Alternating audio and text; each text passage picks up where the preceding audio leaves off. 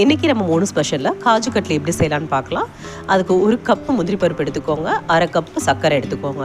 முந்திரி பருப்பை நல்லா மிக்சியில் கிரைண்ட் பண்ணிவிட்டு நல்லா ஜலிச்சு தனியாக அதை எடுத்து வச்சுக்கோங்க. சுகர் 1/2 கப்பு சுகர் கொஞ்சம் தண்ணி ஊற்றி நல்லா பாகு காய்ச்சிக்கோங்க. ஒரு கம்பி பதம் இருக்கிற மாதிரி பார்த்துக்கோங்க. அப்புறம் அதில் நம்ம அரைச்சி வச்சுருந்தா முந்திரி பருப்பையும் போட்டு பவுடரையும் போட்டு நல்லா மிக்ஸ் பண்ணினீங்கன்னா இந்த மாதிரி அல்வா மாதிரி வரும். அதில் நெய்யையும் போட்டிங்கன்னா இந்த மாதிரி வரும்.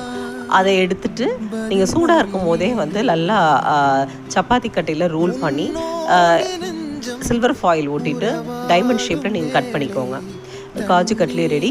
இன்றைக்கி மார்னிங்கே நான் ஸ்வீட்லாம் பண்ணிட்டேன். ஏன்னா இன்றைக்கி எங்களுடைய வெட்டிங் ஆனிவர்சரி.